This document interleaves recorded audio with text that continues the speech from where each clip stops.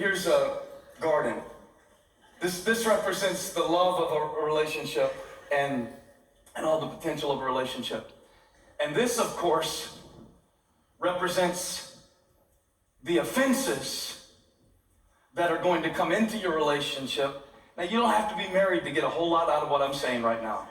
This will apply to anybody in your life who is important to you and show you exactly what the enemy will try to do. Like, for instance, I don't know if Stephanie's a good cook or not. Oh, yeah. Yeah, good. And I was talking to my mom this morning. No, my mom lives here in Charlotte, and she reminded me of this story. It's just hilarious. It just shows how offenses can come. Because the question isn't, are offenses going to come into your relationship? That's not the question. They're going to come. They're going to come. The question is, what are you going to do with them?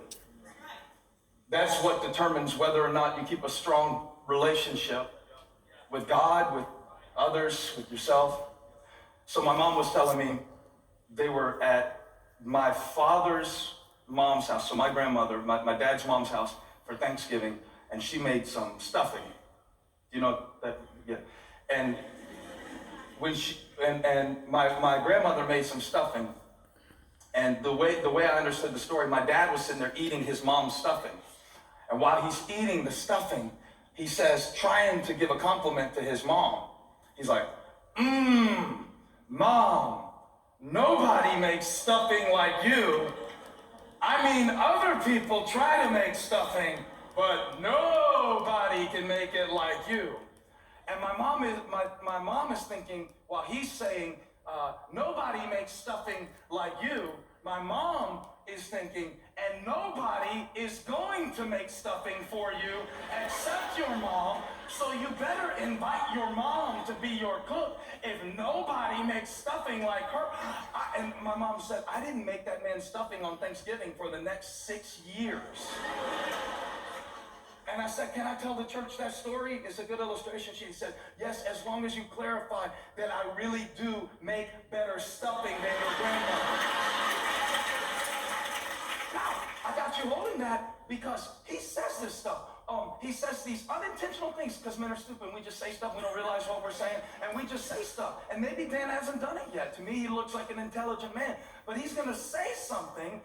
And it will be unintentional in his mind. He's just saying it. He's just saying something. He just says stuff. Or sometimes it's not what they say, it's what they don't do. It's an unmet expectation. That is the breeding ground of offenses in relationships. Unmet expectations. And let me tell you the breeding ground of unmet expectations. Unexpressed expectations. So you got to learn how to talk to people. Otherwise, like, let's say growing up in Stephanie's house, birthdays were a big deal. But maybe at Dan's house, they didn't make a big deal about birthdays. Because, hey, what did you do? You didn't do anything on your birthday. You were just born. So maybe on birthdays at Dan's house, nobody celebrates the fact that you just came out into the world like it was some great achievement. But Stephanie wakes up, and her mom used to make her pancakes on her birthday, and her dad had a special song that he would sing. I don't know, I'm making this stuff up. I never met Stephanie and Dan before. I was making a scenario. And so Dan wakes up on the birthday, and he's going to take her out to P.F. Chang's that night, because that's her favorite place. But now it's morning time, and it's like 7, and there's no pancakes, and there's no special song, and there's no thing. And so now all of a sudden, it's the first birthday they spend as a married couple, and he wakes up and gives her a little kiss and goes to work, and leaves her with an offense.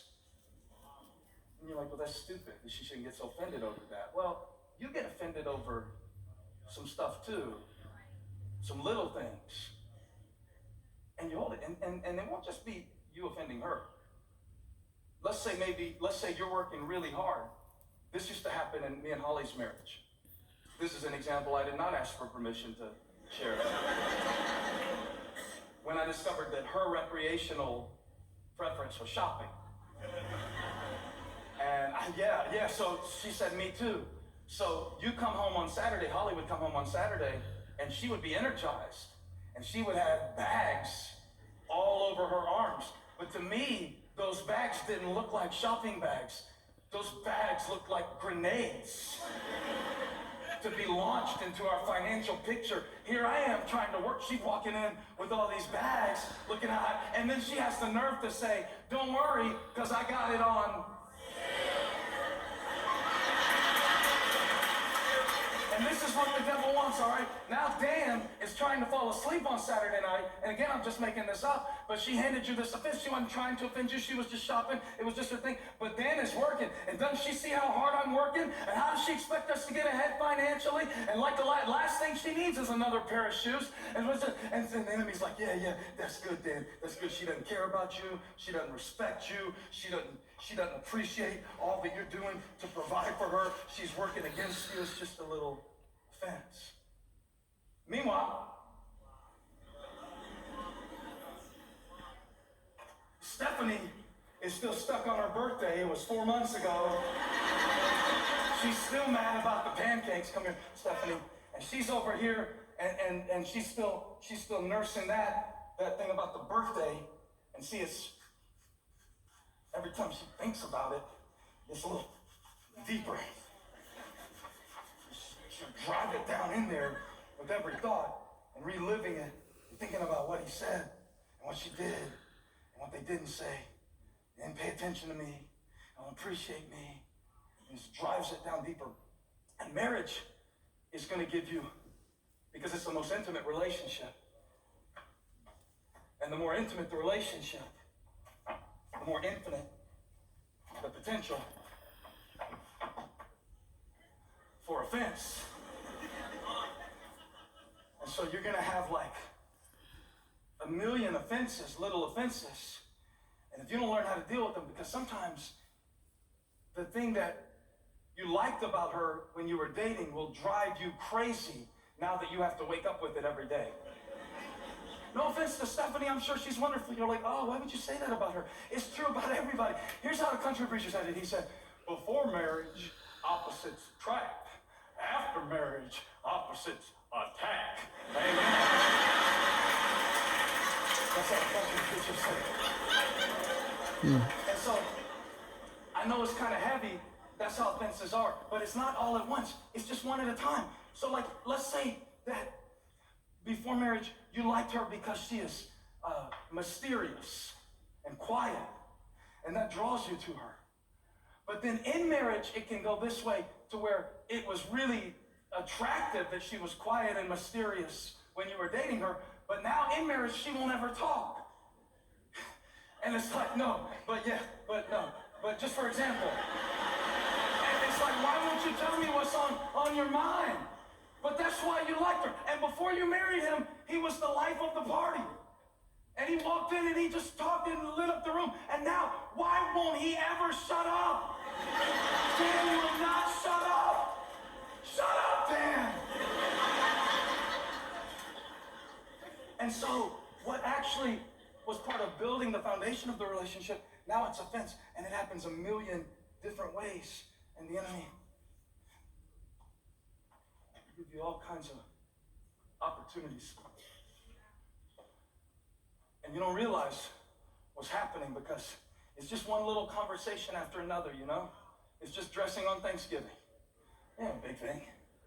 It's just me trying to tell Holly how to drive and her saying, well, then why don't you drive if you're such a good driver? And we have a lot of dysfunction in our relationship over what happens in the car because I can't find my way places and she can't drive. So she has a great sense of direction, but horrible driving skills. I'm a great driver with no sense of direction. So the other night, we're driving, coming from a movie, as a matter of fact, not the Christian football movie, but we're coming back, and she almost got us killed.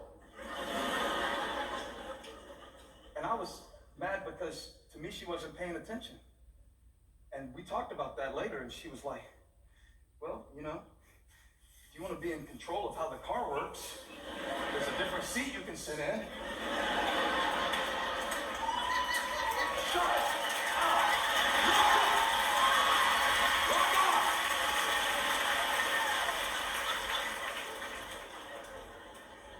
That's the biggest problem you have? No, it's not the biggest problem we have. It's just the one I'm going to tell you about. It's none of your business. But see, offense by offense, if we don't learn what to do about this, the enemy would love just one conversation after another. You don't make a decision to walk away from a relationship that you love. You don't see them becoming your enemy in Matthew 5:25. It's just one unacknowledged effort after another. And you start thinking, well, I'm the only one who ever takes out the trash around here.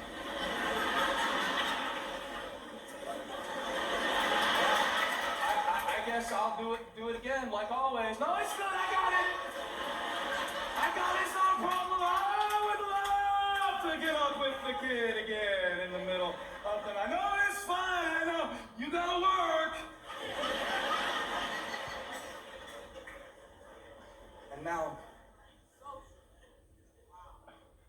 what started as just a small offense, now, what God joined together is separated because of offense.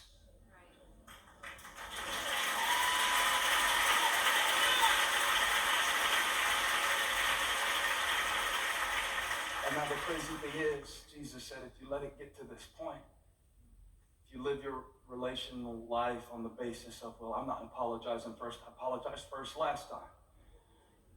If you don't learn how to deal with these things, you find yourself in prison. It's not them that you imprison. It's you. Hey, Dan? Why don't we talk anymore? Where did the love go? Dan, we haven't been to P.F. Chang's in 3 years, Dan.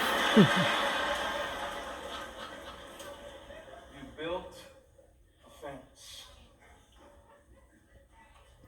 The enemy's agenda is destruction, his strategy is division, and his tactic is offense. Thankfully, God has given us another way to deal with offense. If only we could find an example of somebody who had every right to be offended, of somebody who had every right to hold it against us, of somebody who had every right to stand at a distance, but opened his arms and said,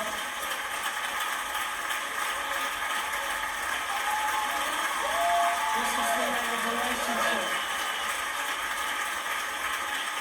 And the Lord gave me a real specific word for somebody who needs reconciliation in your relationship. It's very simple what they have to do. If they're going to stay like they started, if we're going to get back to where we were, we're going to have to learn. Watch this. This is very profound. It's deep. You're going to miss it. This is what you're going to have to learn. You got to learn to drop it. You got to learn to drop it. And I don't mean suppress it. I don't mean you don't deal with things after they happen. But after you've had the conversation, Dan, I like pancakes on my birthday, then drop it. Let somebody say drop it. I mean the moment the offense, because you can't always control what's handed to you, but you can control what you do with it. So what are you going to do with the offense? Come on, man. You can't choose anybody else's actions. The enemy wants you to drive it down deep. You know, he wants you to think about it and miss all the reasons that the person has worked their way into your life and miss all the things they've done for you. And he wants to drive it, but God says, drop it. I believe that there are some things that we need to drop tonight. In fact, Jesus said, this is so important, that if you are in church at the altar offering a gift and a sacrifice, but the primary relationships in your life are dysfunctional and need reconciliation, you can't even properly connect with God unless you drop it. Do it again, Dan. Drop it. Every time they do it, I want you to reinforce it. 1, 2, 3. Drop it. What are you going to do when they don't acknowledge you, when they don't notice you? What are you going to do? What are you going to do when they are too busy to show you the love and affection, but you know that they're trying as hard as they can to? You got to. I'm telling you, being married, being in a close relationship is about not how quickly you can get offended, but how quickly you Hey, thanks for watching. Click the subscribe button on your screen so you never miss a video. And would you also take a second and share this video with a friend? If you click the arrow below that says share, maybe you can encourage somebody today, your coworker, your mom, whoever. You never know how it might impact their life. Thanks again for watching, and don't forget to subscribe and share.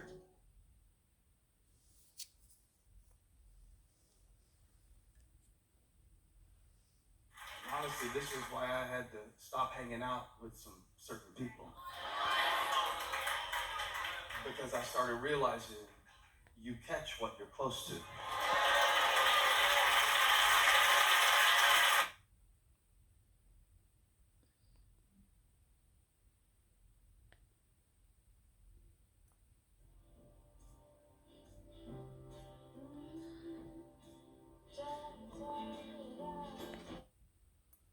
And let's continue in this series, The Other Half. We believe great relationships still exist. We don't believe that every marriage has to be dysfunctional. Amen. We don't believe parents have to hate their kids, kids hate their parents. We believe that Christ offers us plenty of wisdom in the scripture about not only how to relate to him, but how to relate to one another. And we also believe that you can't worship Christ properly and treat people like crap. So sometimes you got to get it right at this horizontal level before the vertical level. And last week when I left you, I taught you how to put down the magnifying glass, thank you, worship team, and pick up a mirror, because sometimes when you're looking to change stuff in other people, the place you need to start the most is in yourself, because if you don't see yourself correctly, how in the world can you help anybody else with their own issues? You're just going to end up projecting your dysfunctions onto them, and then you'll be fixing things that are really wrong with you, but trying to fix it on the platform of their life. And that won't be good. That won't help you stay married. It won't help you make friends. It won't help you raise your children or anything like that. So I want to continue along those same lines today and go back to the words of Jesus in the Sermon on the Mount. I want to pick up in Matthew chapter 5, verse 21 through 26. And I know you're excited to study God's word today, and I'm excited to preach. I want to talk to you about the prison of offense. And I believe